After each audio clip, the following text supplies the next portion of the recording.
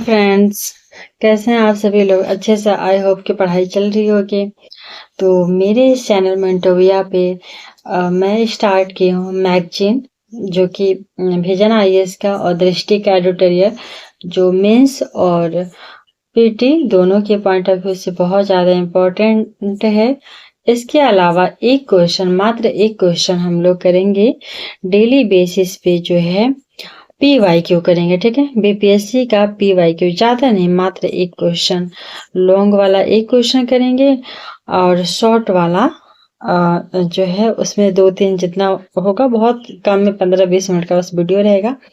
Daily basis पे complete करेंगे। ठीक है, और PYQ का सारा कंप्लीट करने के बाद एक आइडिया मिल जाता है और एक सिनॉप्सिस भी तैयार हो जाएगा।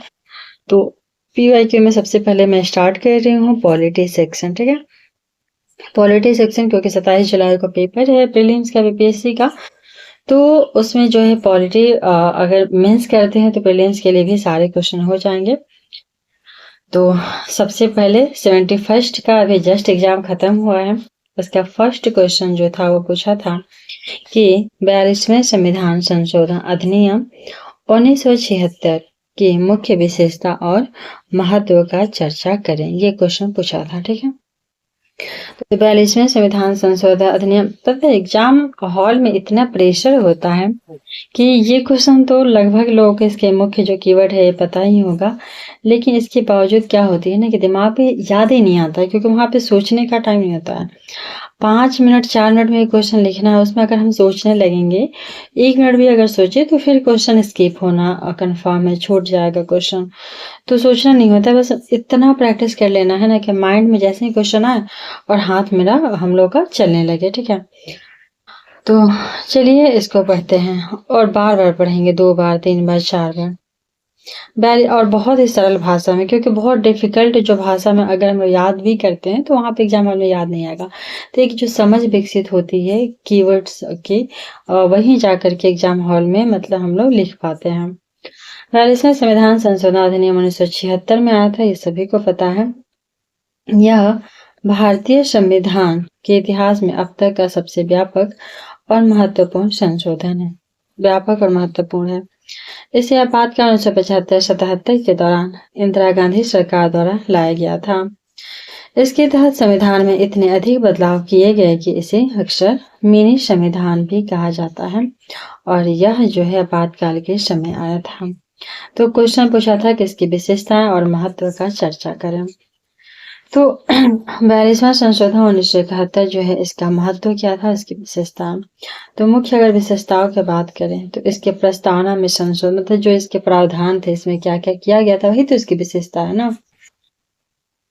तो इसकी प्रस्तावना में संशोधन हुआ है, मौलिक कर्तव्य जोड़ा गया, डीपीएसपी में कुछ चीजें जोड़ी गई, संसद और विधान मंडल के कार्यकाल में भी वृद्धि हुआ था। इसके अलावा राष्ट्रपति की शक्तियां, न्यायपालिका की शक्तियों में कटौती, शक्तियों का केंद्रीकरण, तो इतने सारे कार्य हुए हैं। ठीक है, तो इसकी अगर मुख्य विशेषताएं बात करें तो प्रस्तावना में क्या संशोधन हुआ, तो संविधान के प्रस्तावना में सब लोग जानते हैं 3 नए शब्द जोड़े गए थे, समाजवादी, पंथ निरपेक्ष और अखंडता। समाजवादी, पंथ निरपेक्ष और अखंडता, तो ये 3 शब्द जोड़े। मौलिक कर्तव्य जो कि 4 के भाग 4 के ए और अनुच्छेद 51 के ए में जोड़ा गया है। इसके तहत नागरिकों के लिए 10 मौलिक कर्तव्य जो है निर्धारित किए गए थे। स्टार्टिंग में सरदार स्वरसी समिति की सिफारिश पे मौलिक कर्तव्य जोड़ा गया। वहीं 42वां संविधान संशोधन में डीपीएसपी तत्वों के बारे में भी विस्तार से किया गया। कुछ निर्देशक सिद्धांत जोड़े गए, जैसे कि समान न्याय और निःशुल्क कानूनी सहायता, जो कि 39 के आर्टिकल ए में है। आर्टिकल 39 के ए में है समान न्याय और निःशुल्क कानूनी सहायता, ये भी जोड़ा गया। वहीं उद्योगों के प्रबंधन में श्रमिकों की भागीदारी, अनुच्छेद 43 के ए जोड़ा गया। पर्यावरण का संरक्षण, अनुच्छेद 48 का ए जोड़ा गया।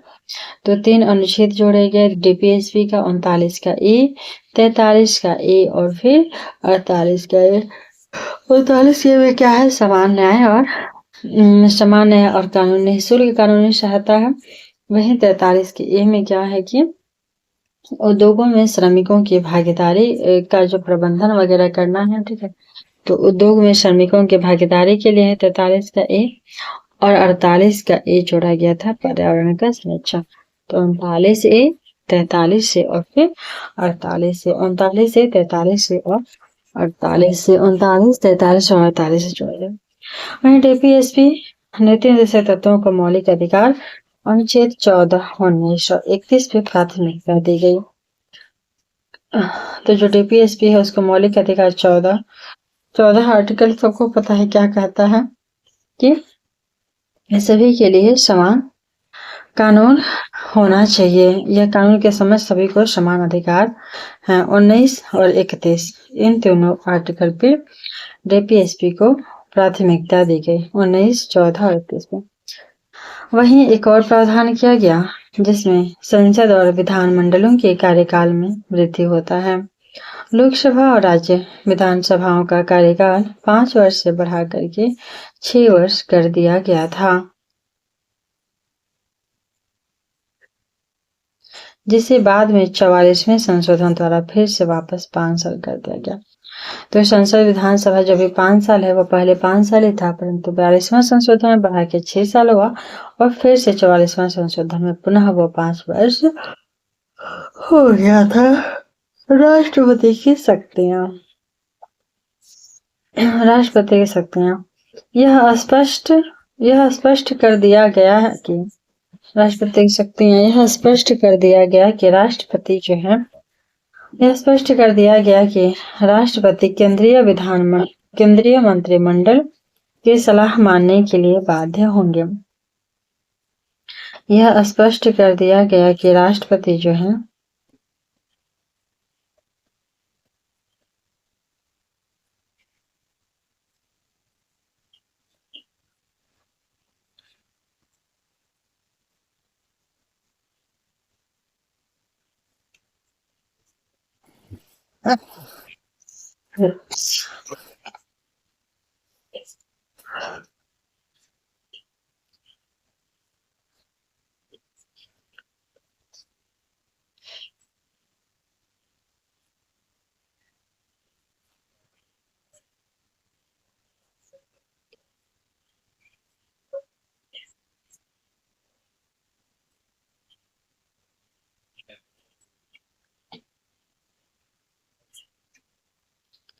संसद और विधानमंडलों के कार्यकाल में वृद्धि होता है। लोकसभा और ये तो हुई क्या, इसके राष्ट्रपति की शक्तियों में भी परिवर्तन होती है। राष्ट्रपति जो है केंद्रीय मंत्रिमंडल की सलाह मानने के लिए बाध्य होगा ताकि वो राष्ट्रपति शासन नहीं लगाया जा सके। इसके अलावा न्यायपालिका की शक्तियों में कटौती की गई। सर्वोच्च न्यायालय और उच्च न्यायालय की न्यायिक समीक्षा और रीट क्षेत्राधिकार की जो शक्तियां थे उसको सीमित कर दिया गया। सुप्रीम कोर्ट और हाई कोर्ट के जो न्यायिक समीक्षा की नीति थी, न्यायिक समीक्षा और रीट क्षेत्राधिकार जो थे, न्यायिक समीक्षा और रीट क्षेत्राधिकार थी, न्यायिक समीक्षा और रीट क्षेत्राधिकार की शक्तियों को सीमित कर दिया गया। शक्तियों का केंद्रीकरण, राज्य सूची के 5 विषय हैं। शिक्षा, वन, नाप तौल, वन्यजीव, पक्षियों का संरक्षण। तो राज्य सूची के 5 विषय हैं शिक्षा, वन, नाप तौल, वन्यजीव और पक्षियों का संरक्षण और न्याय प्रशासन। इन सब को जो है समवर्ती सूची में स्थानांतरित कर दिया गया, जैसे केंद्र सरकार की शक्तियां बढ़ जाती हैं। तो ये सारी विशेषताएं होंगी। तो विशेषताओं में क्या क्या था, तो डीपीएसपी में परिवर्तन होता है। इसके अलावा जो है 3 शब्द प्रस्तावना में जोड़ा जाता है, समाजवादी, पंथ निरपेक्ष और अखंडता। फिर मौलिक कर्तव्य को जोड़ा जाता है। यहाँ पे डीपीएसपी का आर्टिकल 39 से 43 से और 48 का ये जोड़ा जाता है। और राष्ट्रपति का जो है अधिकार, राष्ट्रपति को सलाहकारी मंत्रिमंडल का सलाह मानने के लिए बाध्य किया जाता है। संसद विधानसभा के कार्यकाल में परिवर्तन होती है। न्यायपालिका की शक्तियों में कटौती होती है। न्यायिक समीक्षा और रीट क्षेत्राधिकार की शक्तियों में कमी होती है। शक्तियों का केंद्रीकरण किया जाता है और समवर्ती सूची में शिक्षा, वन और नापतोल को डाल दिया जाता है। अब इसके महत्व क्या है? तो संविधान का व्यापक पुनर्गठन होता है। यह संशोधन इतना विशाल था कि इसने संविधान के लगभग हर महत्वपूर्ण हिस्से को प्रभावित किया। इसने भारतीय राज्य व्यवस्था की दिशा को एक नया आकार देने का प्रयास किया। तो संविधान का व्यापक पुनर्गठन होती है 42वां संशोधन 1976 में। तो इसका एक पहला महत्व हुआ कि इसके बाद से थोड़ा सा एक परिवर्तन देखने को मिला। फिर संसदीय सर्वोच्चता की स्थापना का प्रयास हुआ, क्योंकि सुप्रीम कोर्ट हाई कोर्ट के जो न्यायिक समीक्षा का अधिकार था उसको सीमित कर दिया गया। तो ये सर्वोच्चता की स्थापना हो जाएगी। 42वें संशोधन का मुख्य उद्देश्य न्यायपालिका की तुलना में संसद की शक्तियों को सर्वोच्च बनाना था। इसने यह स्थापित करने की कोशिश की कि संसद द्वारा किए गए संविधान संशोधन न्यायालय में चुनौती नहीं दी जा सकते। इसके अलावा तीसरा पॉइंट है कल्याणकारी राज्य की ओर कदम। पर्यावरण संरक्षण, मुफ्त कानूनी सहायता, श्रमिकों की भागीदारी जैसे टीपीएसपी तत्वों को शामिल करके एक अधिक मजबूत कल्याणकारी राज्य बनाने की दिशा में काम किया गया। तो उन्हीं चीजों को जो प्रावधान था उसको थोड़ा सा महत्व के तौर पे इसको दिखा देना है कि क्या क्या हुआ। तो एक तरह से संसदीय सर्वोच्चता स्थापित करने की कोशिश की गई, कल्याणकारी राज्य की ओर कदम बढ़ाए गए, क्योंकि जो डीपीएसपी है उसमें परिवर्तन होता है। यहाँ तक कि कुछ मौलिक अधिकार के ऊपर डीपीएसपी को प्राथमिकता मिलती है, जैसे आर्टिकल 14, 19 और 31। वहीं राष्ट्रीय एकता पे जोर भी दिया जाता है, जैसे अखंडता, समाजवादी और पंथ निरपेक्ष अखंडता समाजवादी तत्व से मौलिक कर्तव्यों का समावेश, नागरिकों में देश के प्रति जिम्मेदारी और राष्ट्रीय एकता की भावना को मजबूत करने का एक प्रयास था। निष्कर्षतः 42वां संविधान संशोधन मुख्य रूप से सत्ता के केंद्रीकरण और संसद को निष्कर्षतः 42वां जो संविधान संशोधन है मुख्य रूप से सत्ता के केंद्रीकरण और संसद को सर्वोपरि बनाने का एक राजनीतिक प्रयास था। हालांकि इसमें मौलिक कर्तव्यों और पर्यावरण संरक्षण जैसे कई सकारात्मक और दूरगामी प्रावधान भी थे। बाद में 1978 में मोरारजी देसाई की सरकार बनती है। उसके द्वारा लाए गए 44वें संविधान संशोधन ने 42वें संशोधन के कई विवादित और अलोकतांत्रिक प्रावधान जैसे कार्यकाल को 6 वर्ष से पुनः 5 वर्ष कर दिया गया और संविधान के मूल संतुलन को फिर से स्थापित किया जाता है। तो ये खत्म हो गया जो है 42वां संविधान संशोधन।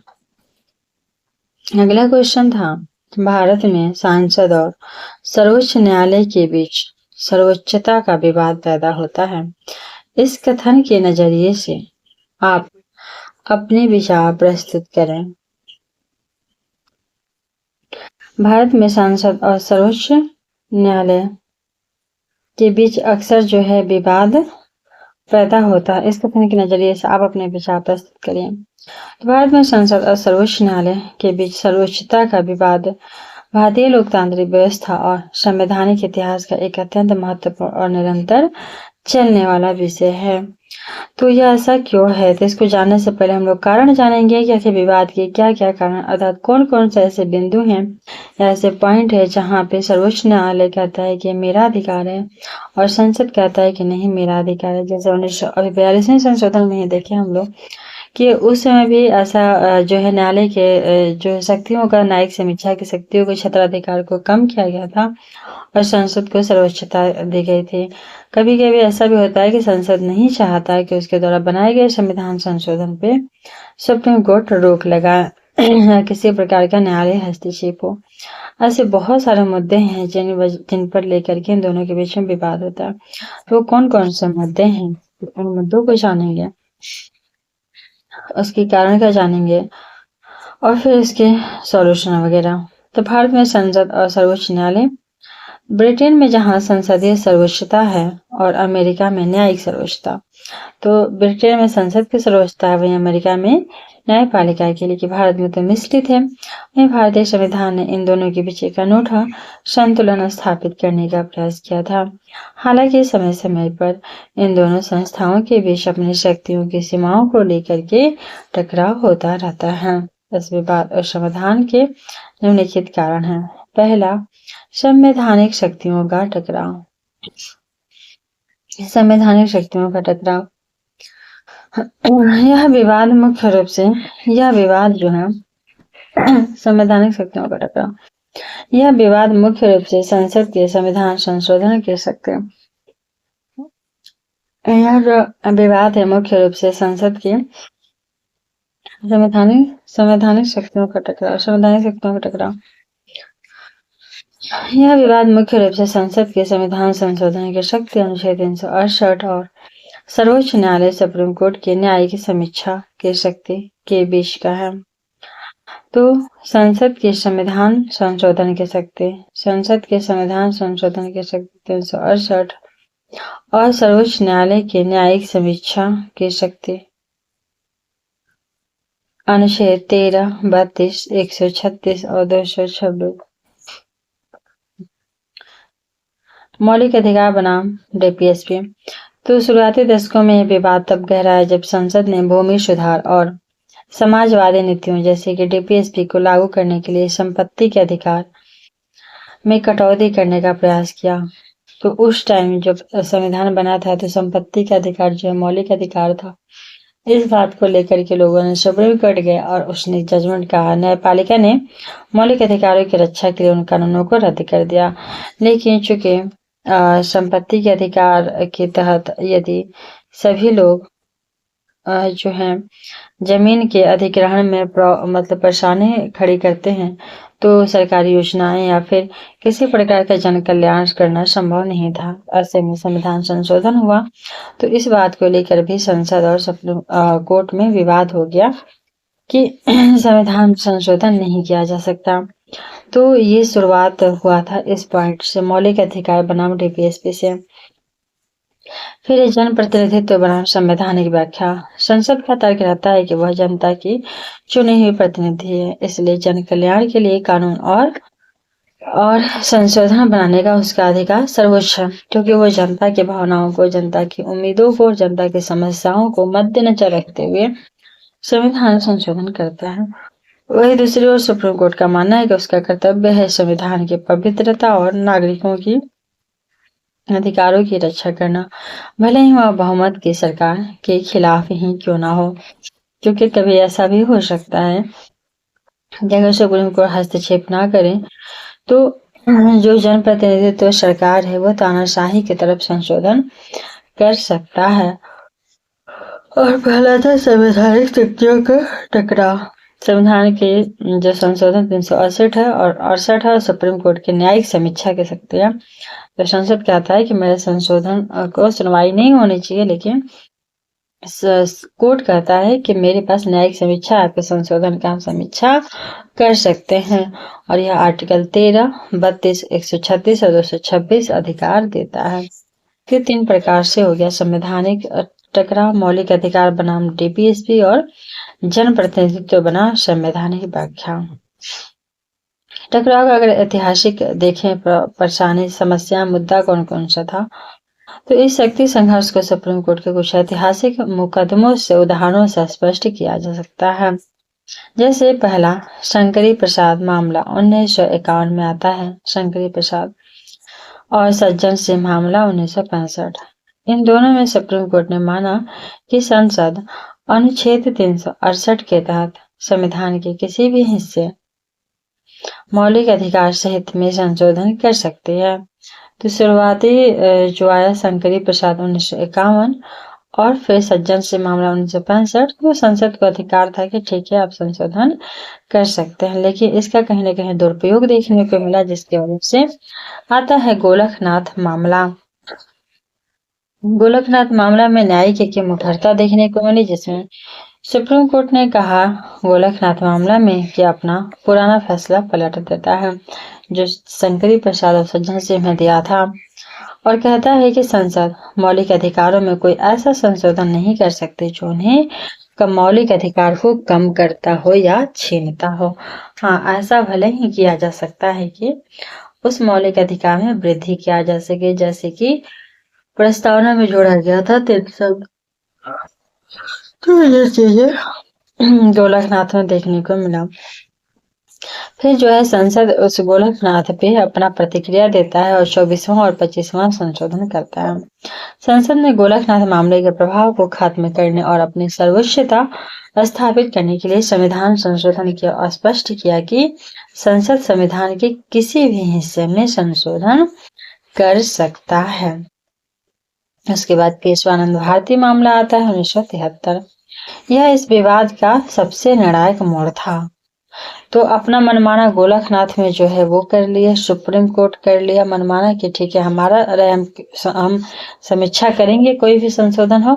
फिर संसद कहता कि नहीं ऐसा कैसे, 24-25 संशोधन करता। अब दोनों अपने अपनी साइड हो गया। तब दोनों में एक बीच का सुझाव आया, केशवानंद भारती मामला। यह इस विवाद का सबसे निर्णायक मोड़ था। सुप्रीम कोर्ट ने माना कि संसद संविधान के किसी भी हिस्से में संशोधन कर सकती है, लेकिन यह संविधान के मूल ढांचे को नष्ट या बदल नहीं सकते। इसने एक तरह से न्यायिक समीक्षा की शक्ति को मजबूत कर दिया। तो इस तरह से केशवानंद भारती मामला दोनों के झगड़ों को सुलझाने का कार्य करता है। फिर 42वां संविधान संशोधन 1976 होता है और मिनरवा मिल्स 1980 होता है, जिसके तहत 42वें संशोधन के जरिए संसद ने यह स्थापित करने का प्रयास किया कि उसके द्वारा किए गए संशोधन की न्यायिक समीक्षा नहीं हो सकती। लेकिन मिनरवा मिल्स मामले में न्यायालय ने इस प्रावधान को असंवैधानिक करार दिया और न्यायिक समीक्षा को ही संविधान का मूल ढांचा घोषित कर दिया कि न्यायिक समीक्षा ही मूल ढांचा है और उसमें आप किसी भी संशोधन से परिवर्तन नहीं कर सकते। तो फिर न्यायिक समीक्षा जो विवाद का कारण था वो विवाद ही खत्म कर दिया, क्योंकि उसी को मूल ढांचा बना दिया सुप्रीम कोर्ट ने। वर्तमान संदर्भ में अगर देखें तो हाल के वर्षों में यह विवाद NJAC राष्ट्रीय न्यायिक नियुक्ति आयोग 99वां संशोधन के मामले में देखा गया था, जहां संसद द्वारा सर्वसम्मति से पारित कानून को सर्वोच्च न्यायालय ने न्यायपालिका की स्वतंत्रता, जो कि मूल ढांचा है, इसके आधार पर रद्द कर दिया। तो NJAC राष्ट्रीय न्यायिक नियुक्ति आयोग का गठन किया गया था, जिसको कि न्यायपालिका ने रद्द कर दिया, ये कहकर कि यह मूल ढांचे के खिलाफ है। निष्कर्ष, संविधान की सर्वोच्चता। वास्तव में भारत में न तो संसद सर्वोच्च है और न ही सर्वोच्च न्यायालय, न तो संसद सर्वोच्च है और न ही न्यायालय सर्वोच्च है। भारत में संविधान सर्वोच्च है। दोनों संस्थाएं अपनी शक्तियां संविधान से ही प्राप्त करते हैं। संविधान ने नियंत्रण और संतुलन का एक बहुत ही शानदार मॉडल पेश किया है। संसद के पास कानून बनाने और संविधान को समय के अनुसार बदलने की असीमित शक्ति है, लेकिन निरंकुश नहीं। न्यायपालिका के पास उन कानूनों की समीक्षा करने की शक्ति है ताकि यह सुनिश्चित हो सके कि वे संविधान की मूल भावना के खिलाफ नहीं है। संसद और न्यायपालिका के बीच का यह तनाव लोकतंत्र की कमजोरी नहीं है, बल्कि उसकी जीवंतता और स्वास्थ्य का प्रमाण है कि लोकतंत्र अभी भी जीवित है और दोनों के बीच में संघर्ष जारी है। यदि संसद और न्यायपालिका विलय हो जाता है तो कहीं न कहीं देश के लिए और लोकतंत्र के लिए खतरा है। यह सुनिश्चित करता है कि कोई भी एक संस्था तानाशाही की ओर बढ़े और सत्ता का दुरुपयोग ना हो और हमारा लोकतंत्र जो है स्थापित रहे। तो 24 मिनट का वीडियो हो गया। अब नेक्स्ट जो पॉइंट है इसका पहला का C रेट वाला है और उसके क्षेत्राधिकार का, तो इसको हम लोग नेक्स्ट वीडियो में करेंगे। एक बार बहुत ज्यादा नहीं करना, भार नहीं लेना है, छोटा छोटा थोड़ा थोड़ा करके करना है। एक एक टॉपिक, दो टॉपिक, छोटे शॉर्ट्स है तो 2 टॉपिक, लॉन्ग है तो 1 टॉपिक, इस तरह से। ठीक है, चलिए। और फिर हम लोग डेली कर ही रहे हैं, एडिटोरियल कर ही रहे हैं। और मैगजीन, तो वो हो जाएगा। एक क्वेश्चन PYQ करना है और पहले पॉलिटी करेंगे, खत्म होगा तो फिर और सेक्शन स्टार्ट करेंगे और PYQ से बहुत ज़्यादा आइडियाज मिल जाते हैं। इसके अलावा प्रीलिम्स का तैयारी करना। थैंक्स फॉर वॉचिंग, मिलते हैं नेक्स्ट वीडियो में।